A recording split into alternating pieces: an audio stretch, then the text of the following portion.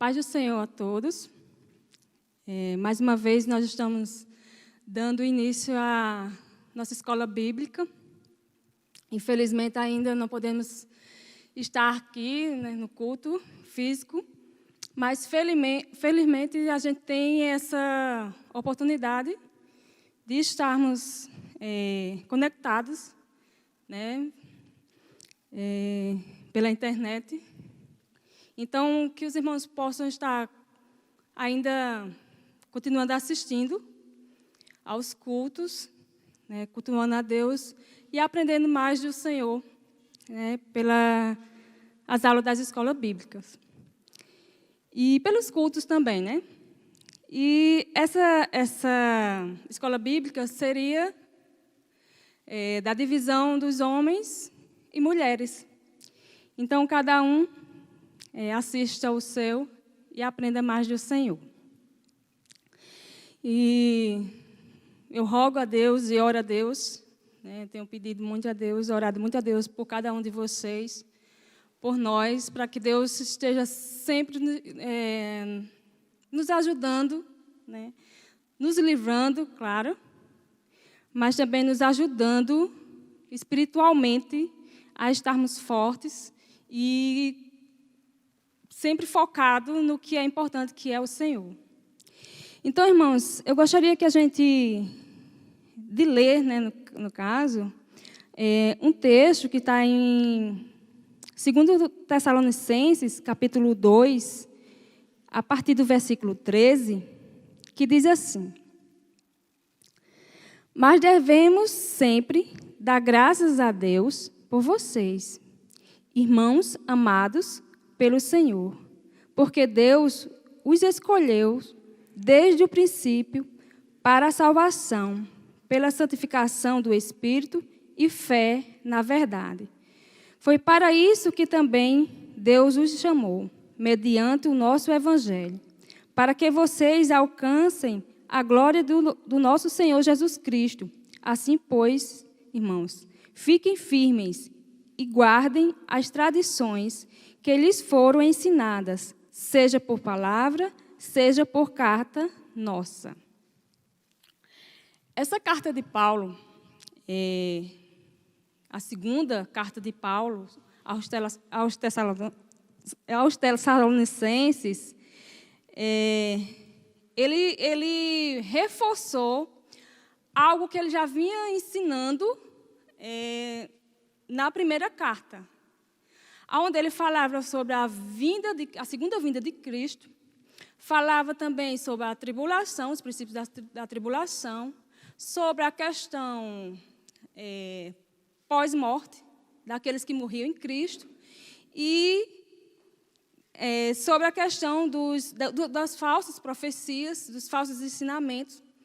E nesse texto aqui especificamente, ele estava novamente ensinando e exortando os cristãos de Tessalônica para que eles se permanecessem no que eles tinham aprendido e não voltassem, não se focassem em estudos de outros que já tinham aprendido, mas tinham voltado aos velhos ensinamentos erroneamente. Então, Paulo estava ensinando novamente, se vocês leiam que a carta de Tessalônicas é muito boa, fala sobre todas essas questões que a gente está vivendo. Então, Paulo estava novamente exortando aos cristãos que permanecessem no que eles tinham aprendido. Então, aqui é uma abertura da escola bíblica. Então, o que eu posso deixar para vocês é que estudem, vá na Bíblia, porque nesse momento que nós estamos vivendo, a gente vê muitas profecias, muitos profetas, muitas pessoas dizendo que Deus disse, Deus mandou dizer.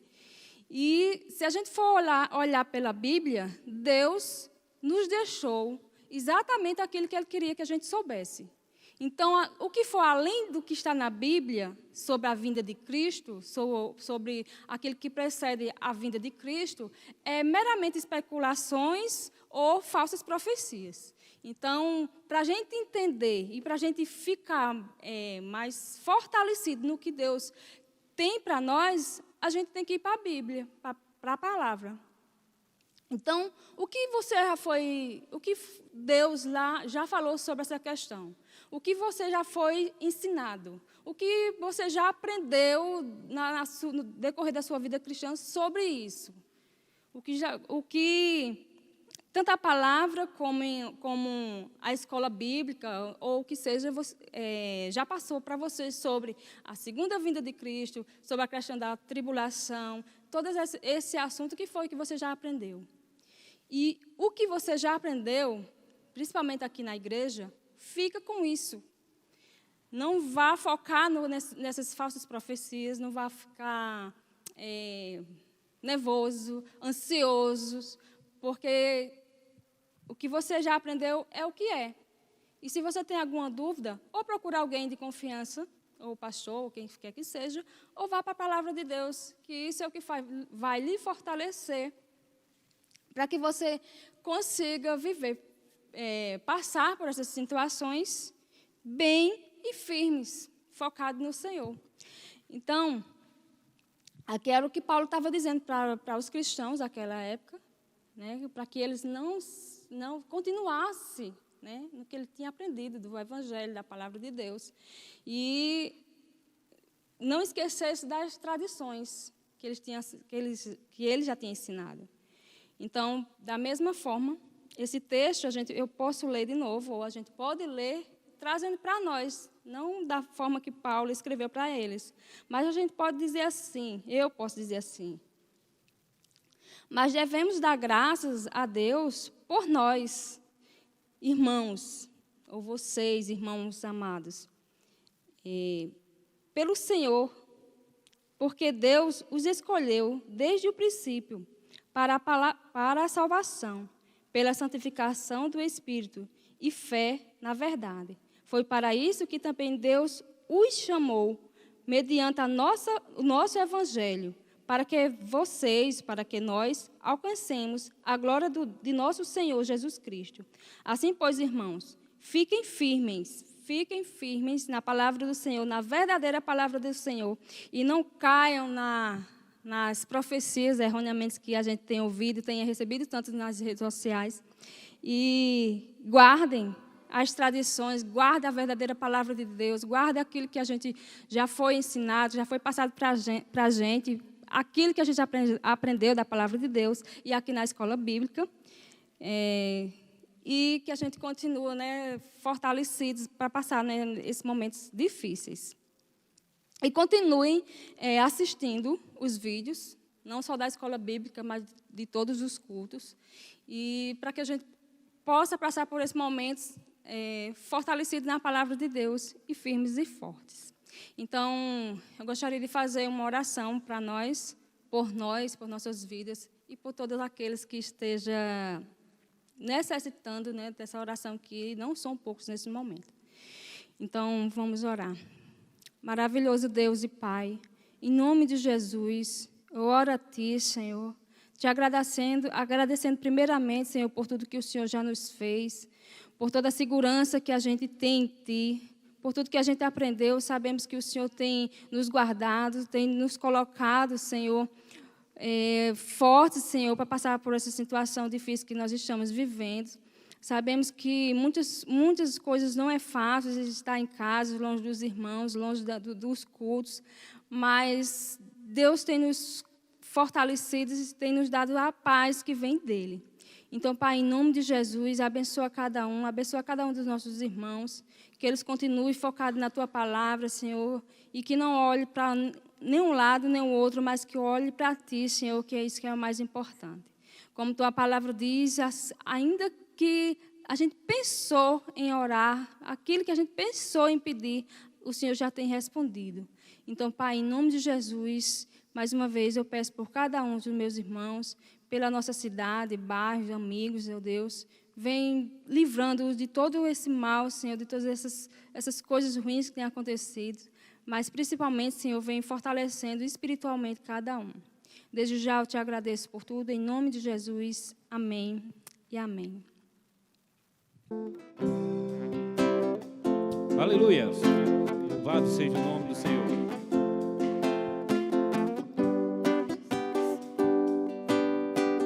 Quero que valorize o que você tem. Você não ser, você é alguém tão importante para Deus. Nada de ficar sofrendo angustiado desse seu complexo inferior, dizendo às vezes que não é ninguém. Eu venho falar do valor que você tem. Eu venho falar do valor que você tem. Ele está em você, o Espírito Santo se move em você, até com gemidos inexprimíveis. Daí você pode então perceber que pra Ele há algo importante em você. Por isso levante e cante, exalte ao Senhor. Você tem um valor, o Espírito Santo se move em você. Você tem um valor, o Espírito Santo se move em você. Por isso diga aí, quero que valorize. Quero que valorize O que você tem, você, você é alguém tão importante. tão importante para Deus. Nada de ficar sofrendo angústia e dor desse seu complexo inferior, Dizendo às vezes que não é ninguém. eu venho falar do valor que você tem. Eu venho falar do valor que você tem. Ele está em você, o Espírito Santo se move em você, até com gemidos inexprimíveis. Daí você pode então perceber que pra Ele há algo importante em você. Por isso levante e cante, exalte ao Senhor. Você tem um valor, o Espírito Santo se move em você. Você tem um valor, o Espírito Santo se move em você. Você tem um valor, o Espírito Santo se move em você. Você tem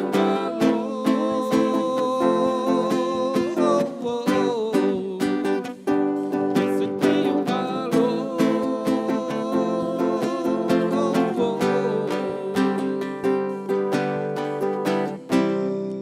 Aleluia. Louvado seja o nome do Senhor, o Deus que verdadeiramente nos valoriza, que nos ama e tem derramado da sua glória, do seu poder. Podemos fazer nossas hoje as palavras do rei Davi: o que darei eu por todos os benefícios que o Senhor tem feito em nossas vidas? Tomaremos o cálice da salvação e invocaremos o nome do Senhor. Vamos consagrar tudo que nós temos ao Senhor. Esse é o sentido da vida. Que hoje você possa estar dizendo isso, declarando para a glória do nome do Senhor. Ao Rei Dos reis consagro tudo o que sou,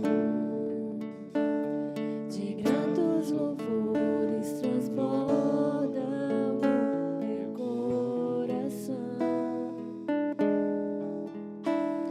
A minha vida eu entrego nas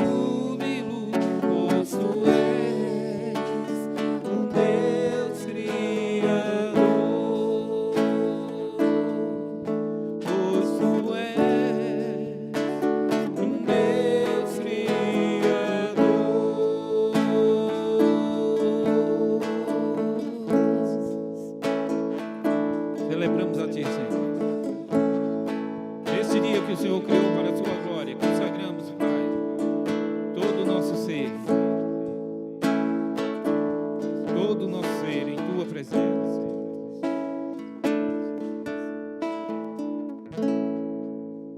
Ele é o único digno de adoração.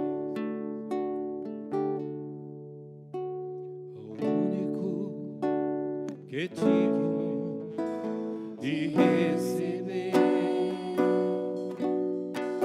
a honra e a glória, a força e o poder, ao Rei eterno, imortal, invisível, mas real, a Ele ministramos o louvor. Ao único que é digno de receber a honra e a glória, a força e o poder. ao Rei eterno, imortal, invisível, mas real, a Ele ministramos louvor. Coroamos a Ti, ó Rei Jesus. Coroamos a Ti, ó Rei Jesus. Adoramos o Teu nome, nos rendemos aos Teus pés, consagramos todo o nosso ser a Ti. Coroamos a Ti, ó Rei Jesus. Coroamos a Ti, ó Rei Jesus. Adoramos o Teu nome, nos rendemos aos Teus pés, consagramos todo o nosso ser a Ti. Consagramos todo o nosso ser a Ti. Consagramos todo o nosso ser a Ti.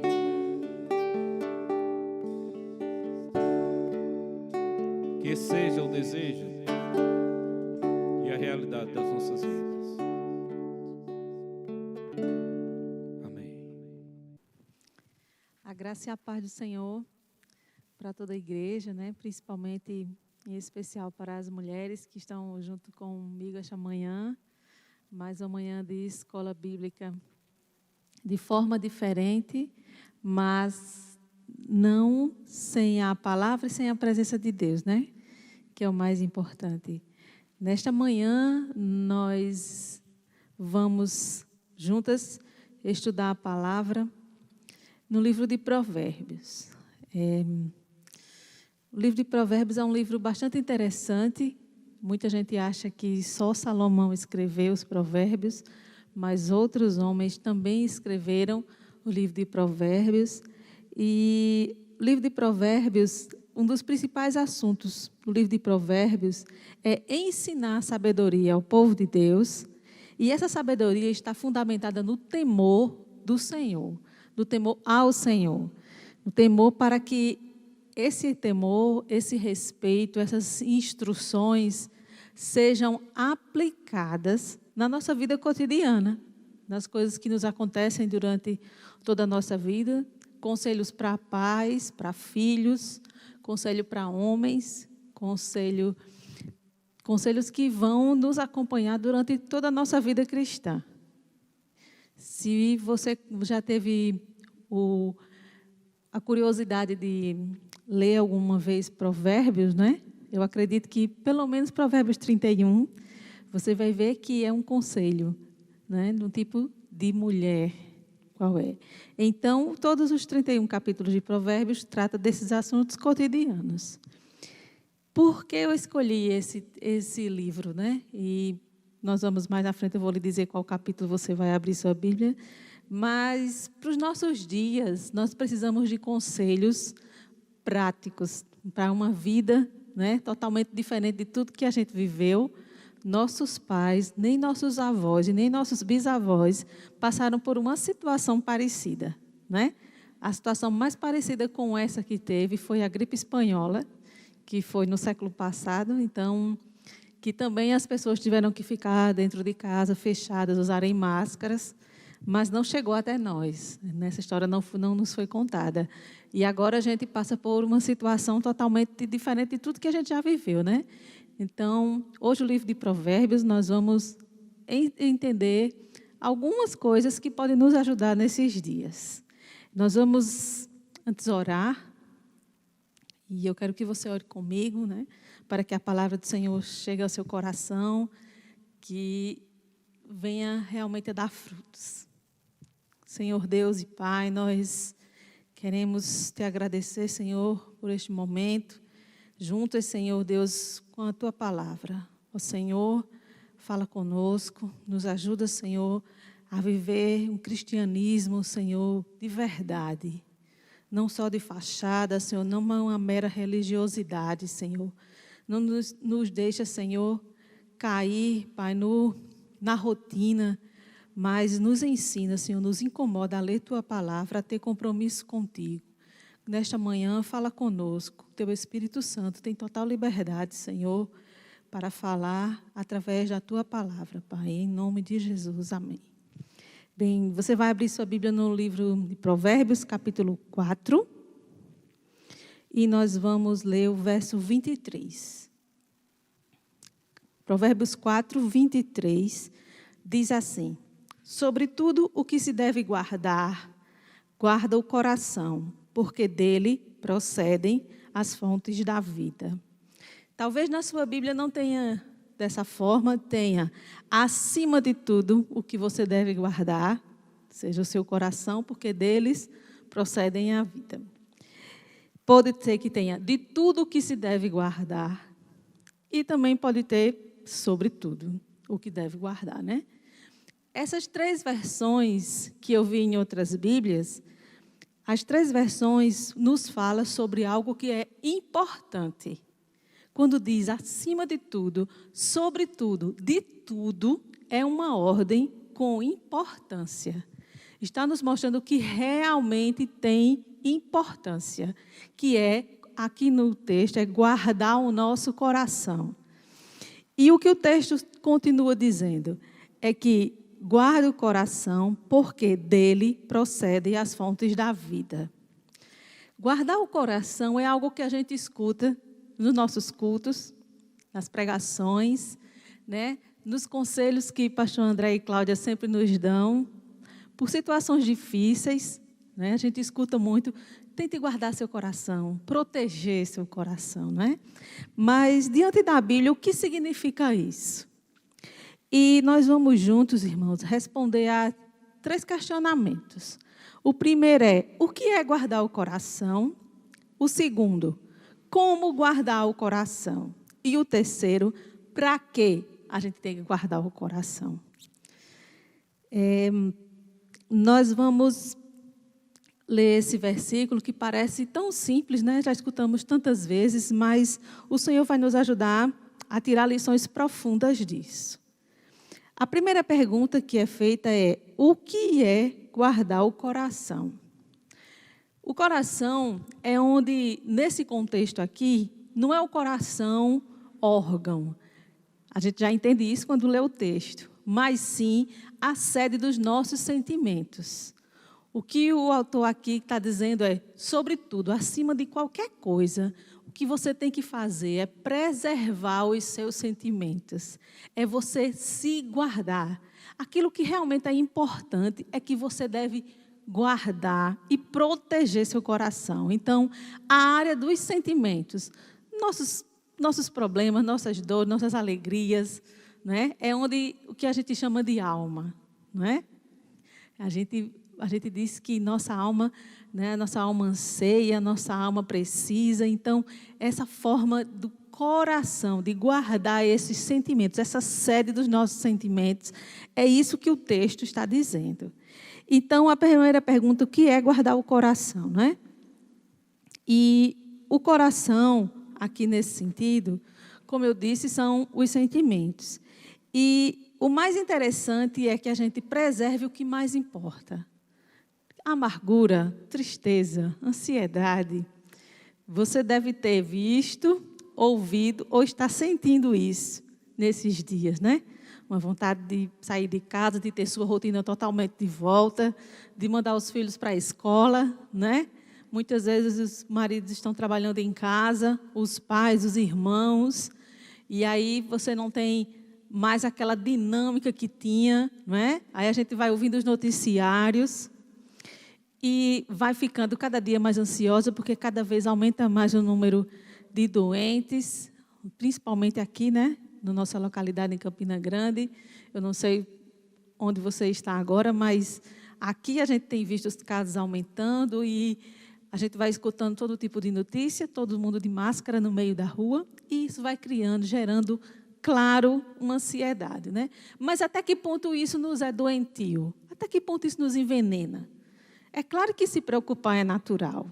É claro que a gente tem que sair de máscara, usar álcool em gel, todos os cuidados que a gente já escuta tanto. Mas qual é o limite de isso não nos contaminar, da gente não se envenenar com isso?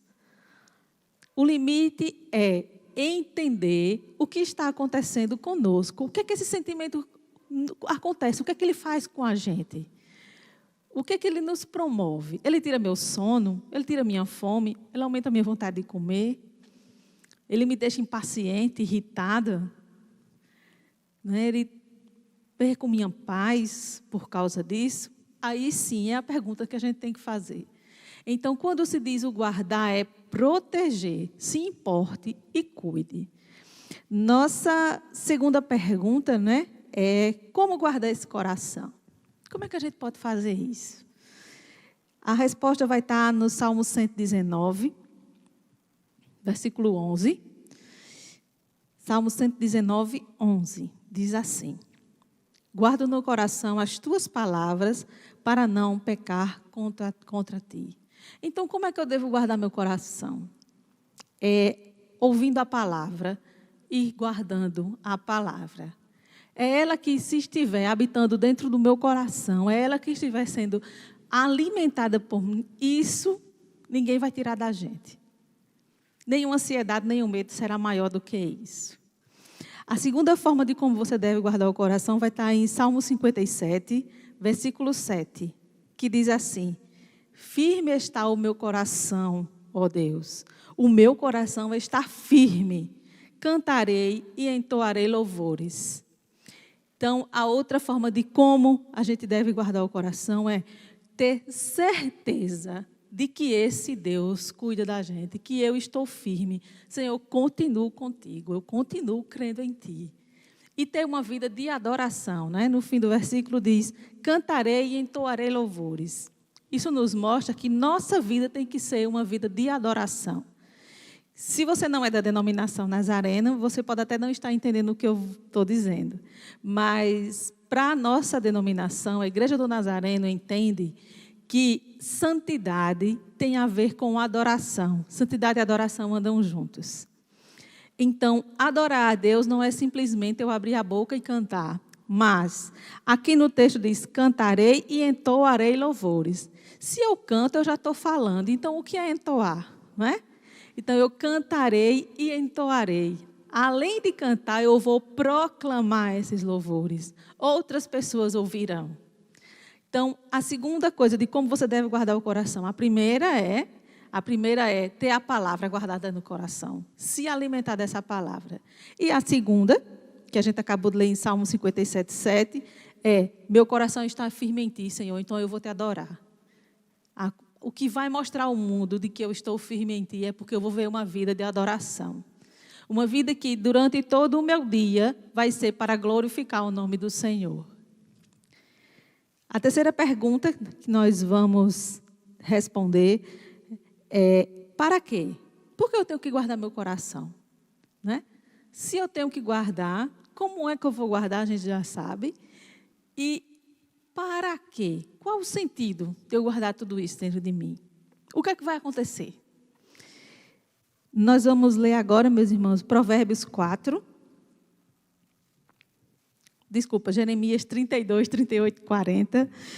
Porque a pergunta é: para que guardar o coração? Não é?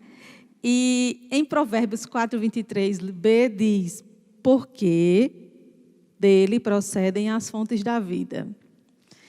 Em Jeremias 32, 38, 40, tem uma resposta, meus irmãos, que eu queria que você acompanhasse. Abra sua Bíblia, ou então anote aí para você ler depois. Jeremias 32, do verso 38 ao 40. Diz assim: eles serão o meu povo, e eu serei o seu Deus. Dar-lhes-ei um só coração e um só caminho, para que me temam todos os dias, para seu bem e bem de seus filhos. Farei com eles aliança eterna, segundo a qual não deixarei de lhes fazer o bem, e porei o meu temor no seu coração, para que nunca mais se apartem de mim. Amém. Então, para que eu vou guardar meu coração? O que é que eu vou ter de benefício com isso? O texto diz a primeira coisa: seremos seu povo, ele vai ser nosso Deus. Em seguida, ele diz: nós vamos ter um só coração e andar num só caminho. Depois ele diz que cuida de nós, nos faz bem e faz bem aos nossos filhos. Depois diz que vai gerar temor no nosso coração. E depois ele diz: estará junto de nós. O interessante, meus irmãos, desse texto é que aqui Jeremias está ali numa profecia para o povo da Babilônia, mas que se encaixa perfeitamente nos dias de hoje. Quão maravilhosa a palavra de Deus é. Ela não volta vazia, independente do ano que foi escrita, essa palavra nos alcança hoje, pela misericórdia do Senhor. Então, o motivo para quê? Que para mim é o mais importante. Por que eu tenho que ter cuidado com meus sentimentos? Por que eu tenho que alimentar meus sentimentos? Por que eu tenho que cuidar daquilo que eu sinto, que acontece na minha vida, no ambiente? Porque o Senhor, a promessa do Senhor é que Ele vai continuar sendo nosso Deus. Nós seremos o seu povo. Ele vai cuidar dos nossos filhos, Ele vai cuidar de nós. Ele não vai deixar nunca de fazer o bem. O temor do Senhor estará sobre nossas vidas e Ele vai estar sempre junto. E nós, como igreja, irmão, nós vamos andar sempre em um só coração e um só caminho. Que privilégio esse, né? O livro de Provérbios, o capítulo 4, verso 23, que a gente leu, diz assim: porque deles procedem a vida. Eu queria fazer só uma observação sobre esse capítulo 4 de Provérbios. Se você voltar no primeiro capítulo, no primeiro versículo, você vai ver que é um pai dando um conselho aos filhos. Então, dentre tantos os conselhos que o capítulo 4 trouxe, ele vai dizer aos seus filhos, esse pai vai dizer aos seus filhos: guarde o seu coração, porque deles procedem. Então, lembre sempre disso, que isso é um conselho com uma ordem, com uma exortação. Com uma exortação que nos faz querer. Porque às vezes a gente escuta a exortação e às vezes a gente nem quer obedecer, né? Mas essa daqui diz que procede às fontes da vida. E nesta manhã nós estamos vendo que quão importante não passa de meras palavras guardar o nosso coração. Não são meras palavras, mas é algo que o Senhor tem conosco. O Senhor tem um relacionamento conosco pessoal, individual. O Senhor fala com você, comigo, de forma diferente. Usa o mesmo texto, usa o mesmo versículo, mas aquilo que está de necessário dentro de nós, o Senhor vai colocar, vai falar. Nós somos o templo do Espírito Santo de Deus. E este também é um dos motivos que a gente tem que ter cuidado com aquilo que a gente, quando se alimenta, né? Tem uma frase que eu li de um reformado, ele nasceu em 1800 e alguma coisa, que eu não me lembro exatamente a data, mas foi em 1800.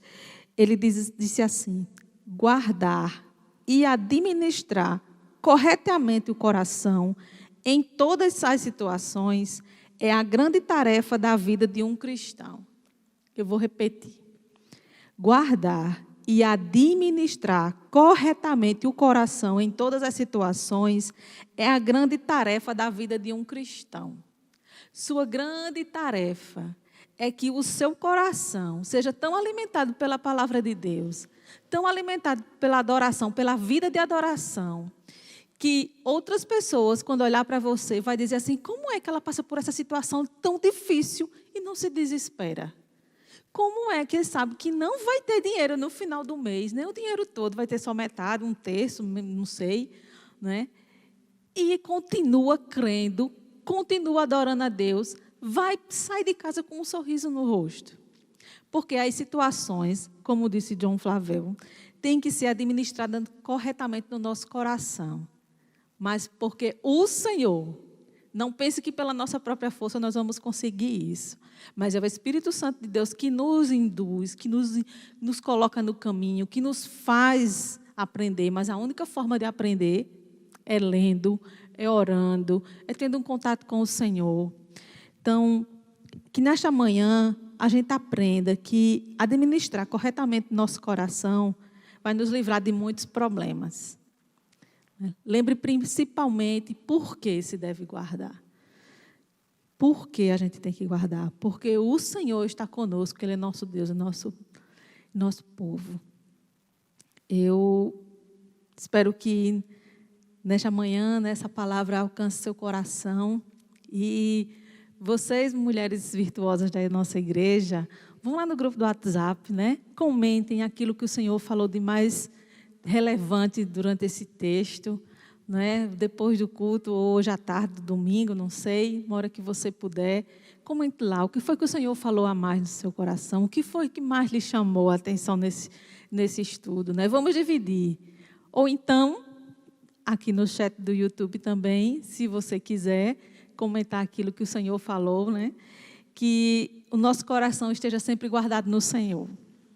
Não esteja alheio às novidades, às notícias, de forma nenhuma. Nós temos que estar sabendo o que acontece no mundo lá fora.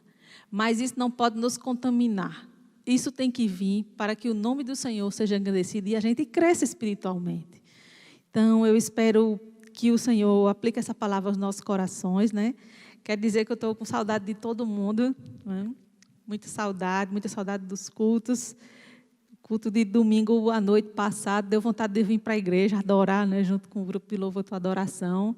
Mas em breve eu sei que o Senhor está preparando para que a gente volte junto. Então, amém. Que Deus abençoe, a graça e a paz. E um bom domingo a todas. Amém. Louvado seja o nome do Senhor. Mais uma vez estamos aqui para estar meditando um pouco na palavra de Deus, naquilo que o Senhor tem para cada um de nós, nesse dia, desse domingo, que é mais um dia de homens de honra.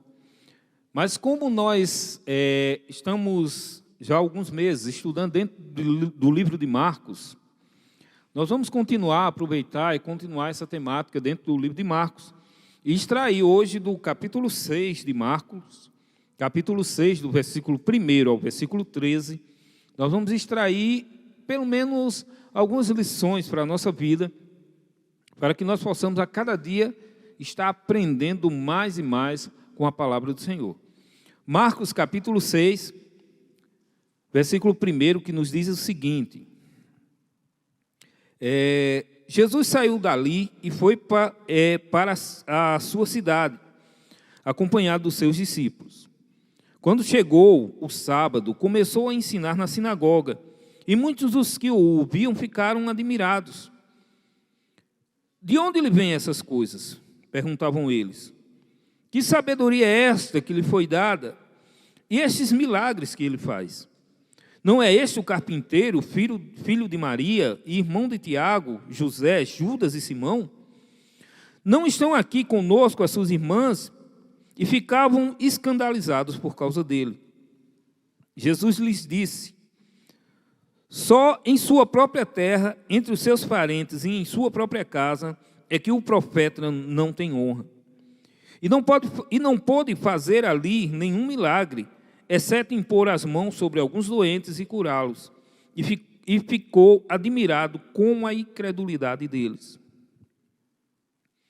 Então Jesus passou a percorrer os povoados, ensinando, e chamando os 12 para junto de si, enviou-os de 2 em 2 e deu-lhes autoridade sobre os espíritos imundos. E essas foram as suas instruções: não leve nada pelo caminho, a não ser um bordão, não levem pão, nem um saco de viagem, nem dinheiro em seus cintos, calce sandálias, mas não levem túnica extra. Sempre que entrarem numa casa, fiquem ali até partirem. E se algum povoado não os receber, nem os ouvir, sacudam a poeira dos seus pés, quando saírem de lá, como testemunho contra eles. Eles saíram e pregaram ao povo que se arrependesse. Expulsavam muitos demônios e ungiam muitos doentes com óleo e os curavam. Amém? Até aí. Esse texto é um texto relativamente conhecido de Marcos. É um texto, para alguns, em alguns momentos, polêmico, porque é um texto onde nós podemos ver e entender que a serva de Deus, Maria, mãe de Jesus, ela teve outros filhos. Mas o que eu queria me deter hoje, especificamente, e tirar algumas lições para a nossa vida, é com relação a um fato que é notável desse texto que nós lemos. Particularmente no versículo 1 até o versículo 6, Jesus tem contato com algo que eu acredito assim, tem influenciado toda a humanidade durante todos os tempos. E é algo que nós devemos parar hoje, nesse dia, e parar para pensar um pouco. A influência que existe sobre a vida do ser humano, algo chamado incredulidade. Nesse texto aqui, Jesus ele enfrenta esse episódio, esse acontecimento. Jesus ele enfrenta essa situação de estar entre os seus e os seus não crerem nele. Nesse texto aqui, nós vamos tirar pelo menos 3 lições para nós estarmos aplicando em nossa vida, porque é o seguinte: a incredulidade ela tem um poder grande. Da mesma forma que a fé, que é a certeza das coisas que se esperam, convicção de fatos que não se vê, ela pode influenciar muito a vida do ser humano. Da mesma forma também a incredulidade ela traz ou acarreta sobre nossas vidas algumas situações, e é sobre isso que a gente vai ver hoje. Esse texto nos mostra a mais espantosa exibição de incredulidade registrada na Bíblia. E essa incredulidade foi exatamente o manifesto do povo de Nazaré. Esse povo é o povo mais privilegiado do mundo, porque de lá saiu um Salvador. Olha que situação, que coisa, que paradoxo, que coisa difícil da gente entender. Difícil e fácil, pelo simples fato. Olha que coisa, do povo daquela cidade, Nazaré, saiu o Salvador do mundo, chamado Jesus de Nazaré. Jesus, o Nazareno. Mas exatamente naquela região onde ele foi criado, onde ele passou grande parte da sua vida, quase toda ela, simplesmente foi o lugar onde Jesus menos fez milagres, porque simplesmente se instalou naquele lugar uma incredulidade tamanha que e nós vamos ver mais à frente aqui, chegou a espantar Jesus. Olha que coisa. Veja bem, Jesus, ele passou toda a sua vida e iniciou seu ministério ali naquela região. Por isso que ele é chamado de Nazareno, né? Nós vamos ver aqui em Marcos também, capítulo 1. Deixa eu marcar aqui para a gente abrir. Marcos, capítulo 1, versículo 9, que nos mostra isso. Exatamente. Marcos, capítulo 1, versículo 9, que nos diz o seguinte: naquela ocasião, Jesus veio de Nazaré, da Galileia, e foi batizado por João no Jordão. Naquela ocasião, Jesus veio de Nazaré, da Galileia. Versículo 24 também nos mostra isso. Olha o que está escrito aqui: o que queres conosco, Jesus de Nazaré? Vieste para nos destruir? Sei que tu és o Santo de Deus.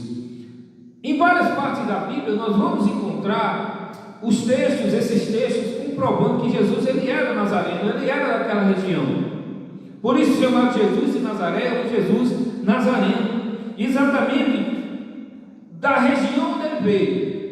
Jesus teve a pior, podemos dizer assim, experiência de incredulidade, ao ponto de ele se espantar com a incredulidade deles. Sabe por quê, irmãos? Porque a incredulidade, do mesmo jeito que a fé tem o poder de manifestar em nossas vidas muitas coisas, nos fortalecer, nos fazer ver a glória de Deus, a incredulidade, ela também tem o poder e a capacidade de influenciar a nossa vida de alguma forma, ou de tal forma que pode atrapalhar bastante a nossa caminhada cristã. E eu queria ver com os irmãos pelo menos 3 pontinhos aqui, nesse pouquinho de tempo que a gente tem aqui. E o primeiro deles diz o seguinte: a incredulidade impede o verdadeiro conhecimento da pessoa de Jesus. Os nazarenos não creram em Jesus, que Jesus era o Messias. Eles viam Jesus como um simples conterrâneo. No versículo 3 desse texto que nós lemos, nos mostra exatamente o povo ali daquela cidade de Nazaré olhando e dizendo: rapaz, olha só o que é que eles dizem aqui. Não é este o carpinteiro, filho de Maria, irmão de Tiago, José, Judas e Simão? Não estão aqui conosco suas irmãs? E ficavam escandalizados por causa dele.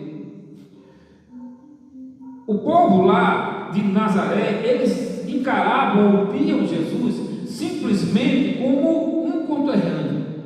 O que é que nós podemos entender, irmãos? É que a incredulidade impede o ser humano de conhecer a Jesus profundamente. Quando nós deixamos de alguma forma a incredulidade se apossar ou se achegar em nossa vida, a gente fica impedido de ver Jesus por completo. E às vezes é o que acontece com muitas pessoas, ou em muitas religiões, ou em muitos lugares. As pessoas, por incredulidade, não conseguem ver a glória de Deus, não conseguem ver Jesus por completo, e ficam sempre limitando o poder de Deus. Nós sabemos que existe até algumas religiões que colocam Jesus como um simples profeta. Isso chama-se manifestação de incredulidade. Eles não creem que Jesus é Deus, que Jesus é o Filho de Deus. E isso faz com que eles vejam Jesus de forma limitada. Veem como um homem iluminado, veem como alguém que alcançou um alto nível de conhecimento, mas não conhecem a Jesus completamente. Não conhecem o dom de Deus. Nós vemos no capítulo 4 de João, aquela mulher, a mulher samaritana, ela, quando se encontrou com Jesus, Jesus esteve exatamente dizendo isso para ela. Ele disse: olha, se você conhecesse quem te pede água, ou se você conhecesse o dom de Deus, em algumas traduções você vai encontrar dessa forma, e quem te pede água, você pediria e ele te daria a água da vida. Isso aí nos leva a entender que quando o homem conhece Jesus por completo, pela fé e não com incredulidade, ele consegue vida, alcança a vida, e alcança uma vida transformada. E essa vida transformada leva a ele a viver melhor. É algo que eu lendo esse texto e vendo aqui, eu fiquei pensando assim, rapaz, a gente começa a analisar, né? Eu tenho crido verdadeiramente? Porque, irmãos, se você reparar mais na frente, você vai ver que por causa da incredulidade, Jesus foi impedido de fazer muitas coisas, ou seja, muito mais poderia ter sido feito na região ali de Nazaré, e não foi feito porque por causa da incredulidade.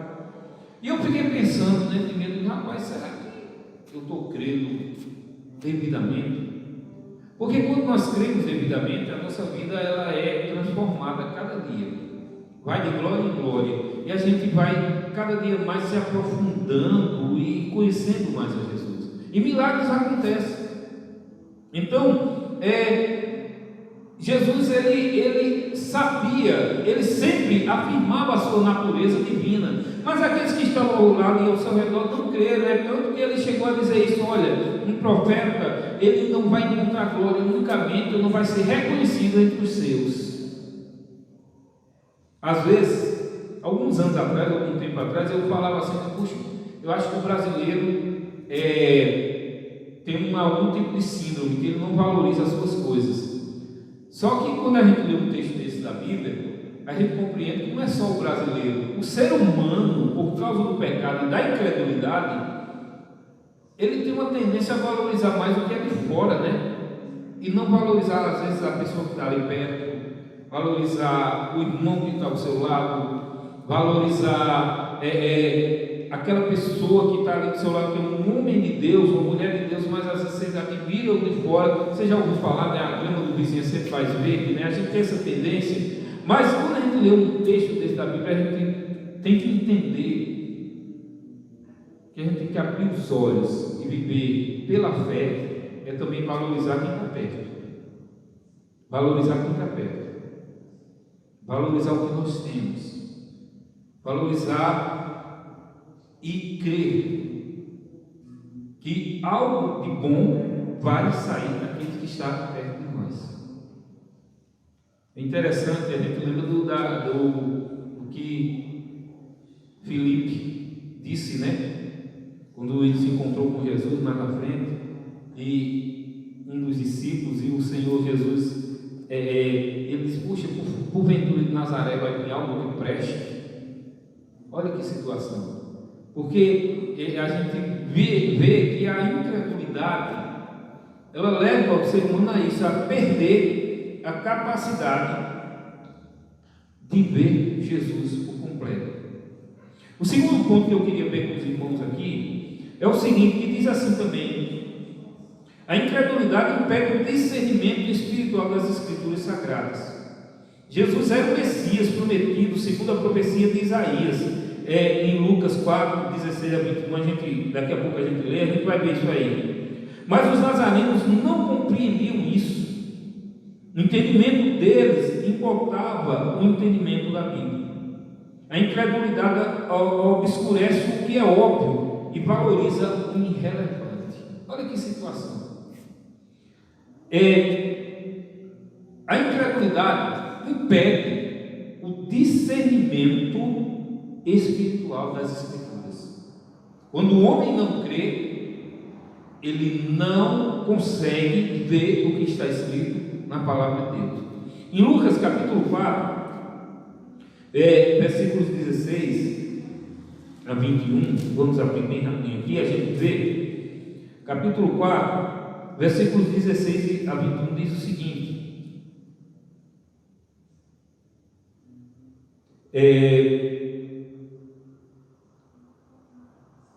ele foi a Nazaré, onde havia sido criado, e no dia de sábado entrou na sinagoga, como era o seu costume, e levantou-se para ler. Foi-lhe entregue o livro do profeta Isaías, abriu e encontrou o lugar onde está escrito: o Espírito do Senhor está sobre mim, porque ele me ungiu para pregar boas novas aos pobres, ele me enviou para proclamar liberdade aos presos e recuperação de vista aos cegos, para libertar os oprimidos e proclamar o ano da graça do Senhor. Então ele fechou o livro, devolveu ao assistente e assentou-se. Na sinagoga todos tinham os olhos fitos nele, e ele começou a dizer-lhes: hoje se cumpriu a escritura que vocês acabaram de ouvir. A Bíblia, de Gênesis a Apocalipse, nós podemos dizer que o tema principal chama-se Jesus Cristo. Jesus está presente em toda a Bíblia. Mas, por causa da incredulidade, se você continuar lendo essa história, você sabe o que aconteceu. Que Jesus sentou-se e disse: olha, hoje se cumpriu essa profecia. E por causa disso, aqueles que estavam ali, conterrâneos seus, muitos que tinham crescido com ele, muitos que tinham vivido com ele, simplesmente se levantaram para tentar matá-lo. A Bíblia nos diz que tentaram até tirá-lo de um lugar alto, jogá-lo embaixo, porque se revoltaram. Mas sabe por quê, irmãos? Porque a incredulidade impede o discernimento espiritual das Escrituras. Ou seja, para se ler a Bíblia e entender a Bíblia, é preciso ter fé. É preciso ter fé. Não tem como alguém dizer assim: não, eu vou ler a Bíblia e entendê-la simplesmente pela ciência, eu vou entendê-la porque eu sou um estudioso. Quantos estudiosos tem que lê a Bíblia e não consegue entender o que é que está escrito nela? Porque é preciso haver fé, porque sem fé você não discerne. O que aconteceu aqui com esse povo de Nazaré foi exatamente isso. Eles, por incredulidade, não conseguiram discernir que ali diante deles estava o Filho de Deus. Quantas vezes a gente também não consegue discernir o que está escrito, porque alguma pontinha de incredulidade quer se apossar das nossas vidas. O entendimento deles ficava embotado, ou ficava enuviado por causa da incredulidade. Nós bem sabemos disso, que até hoje os judeus ainda esperam o Messias, porque eles, por falta de fé, olha que coisa, não conseguiram entender a forma que Jesus viria, ou não conseguiram compreender que Jesus, aquele que esteve ali diante deles, era o Filho de Deus, que era o próprio Deus, porque eles queriam levar pela tradição, pela forma que eles entendiam da palavra, e não buscavam um discernimento espiritual. E por causa disso, seus pensamentos, seus entendimentos ficaram enuviados. Nós sabemos que até hoje existem poucos judeus messiânicos, ou judeus que conhecem a Jesus, que entendem que Jesus é o Filho de Deus. A maioria deles ainda espera e aguarda a vinda do Messias, porque eles não conseguiram entender que quem estava ali diante deles era Jesus. Então a gente tem que entender, irmãos, que a incredulidade impede o discernimento da palavra de Deus. Se nós quisermos entender a palavra de Deus, nós temos que ter fé. Sem fé é impossível agradar a Deus, porque é necessário que aquele que se achega a Deus creia que Ele existe e que se torna galardoador daqueles que o buscam. Sabe o que isso quer nos dizer? Que pela fé nós recebemos o melhor de Deus, mas também sem fé é impossível receber o melhor de Deus. Sem fé é impossível receber os prêmios de Deus. O prêmio da soberana vocação é impossível receber sem fé, porque a incredulidade ela impede de nós vermos aquilo que está escrito. O terceiro ponto aqui que eu quero ver com os irmãos é o seguinte: a incredulidade rejeita o enviado de Deus. Olha que coisa. A incredulidade faz com que o ser humano rejeite a Jesus Cristo. Aqueles irmãos, ou aqueles nazarenos estavam ali, aquele povo de Nazaré, não nazareno como nós, né? Aquele povo de Nazaré, originário de Nazaré, não aceitaram a Jesus. Porque a incredulidade encheu de tal forma o coração deles, que Jesus veio, esteve diante deles e eles se rejeitaram. Não, vá para lá, você, tu é filho de Maria, carpinteiro, trabalhou aqui com a vida toda e agora vai com essas histórias. Quantas vezes a gente não passa por situações assim, né? Às vezes a gente chega dentro da nossa família, daqueles que nos conhecem. E quantos irmãos não passam por isso, né? Se convertem, aí chega alguém e diz, fulano agora quer ser alguma coisa. Rapaz, tu crescendo aqui com a gente agora está querendo ser. Porque as pessoas não compreendem, porque é preciso ter muita fé para entender o agir de Deus. Jesus é o grande profeta prometido do Antigo Testamento. Em Deuteronômio 18, do 15 a 19, nós vamos ver isso. Ele veio para revelar Deus de forma pessoal. João 1,18, nós vamos ler aqui que a gente está mais próximo, João 1,18. E entender quem é Jesus. Capítulo 1, versículo 18, nos diz o seguinte: ninguém jamais viu a Deus, mas o Deus unigênito que está junto ao Pai o tornou conhecido. Quando alguém olha para Jesus, muita gente diz assim, puxa,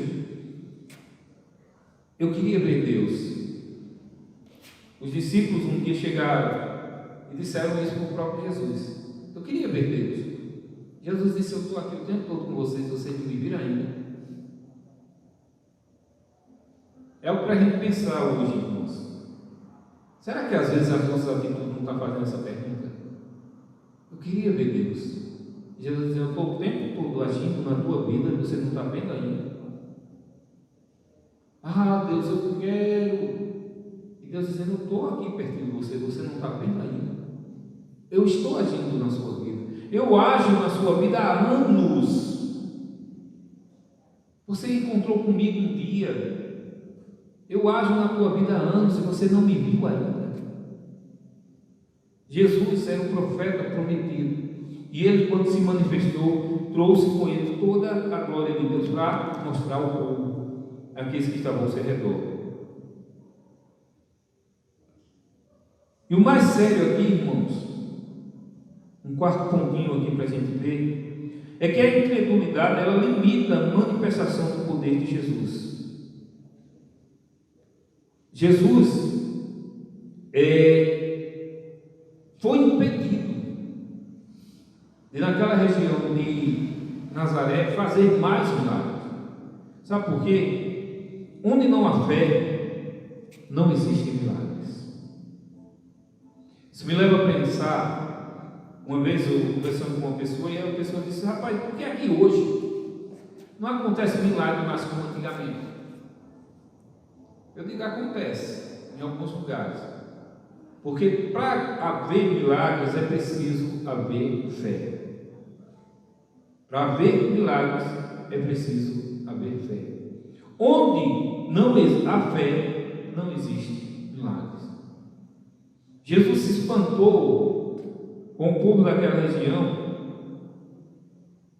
porque ele disse, rapaz, eu estou aqui fazendo milagres e pouquíssimos creram.